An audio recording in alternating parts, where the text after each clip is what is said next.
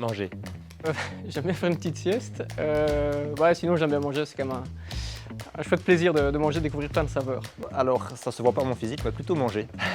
On charrie d'ailleurs souvent là-dessus à Charleroi parce que dans les dîners ou les déjeuners, je suis peut-être un de ceux qui mangent le plus. Donc voilà, pour la petite anecdote.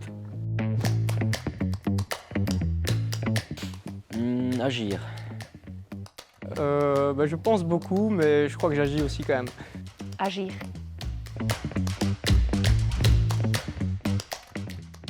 Travail. Avoir de la chance, c'est une qualité. Alors le travail, c'est nécessaire pour avoir de la chance. Analyse. L'analyse, le hasard est toujours risqué, surtout dans notre domaine. Donc l'analyse, c'est vraiment quelque chose de primordial. Joker. Non. Champion olympique. Champion olympique. Champion du monde. De décider de la couleur de la médaille. L'or. Se développer et innover. Elles pourront mieux performer, se transformer et offrir de meilleurs services à leurs clients. C'est du collectif. C'est de la performance. Il n'y a que des analogies. Le sport de haut niveau, je pense qu'il se gère un petit peu comme une entreprise et que de part et d'autre, il y a des enseignements qu'on peut en tirer. Je pense qu'on vit les mêmes choses, que ce soit sport de haut niveau ou bien dans une entreprise. On subit la pression, on doit la gérer, on a des objectifs, on a une stratégie à mettre en place. Je pense qu'à la fin, on veut gagner, mais le principal, c'est de rendre les gens meilleurs autour de nous.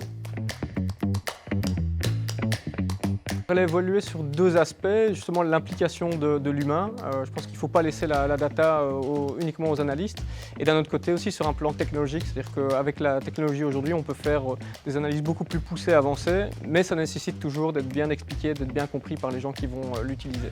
Au début, peut-être dans mon rôle, je pensais que c'était un peu tout, la data, que c'était que ça qu'on devrait regarder ou réagir sur. Et après, j'ai appris que c'est pas que ça, c'est mettre l'humain à côté des datas qui fait qu'on peut atteindre des choses incroyables.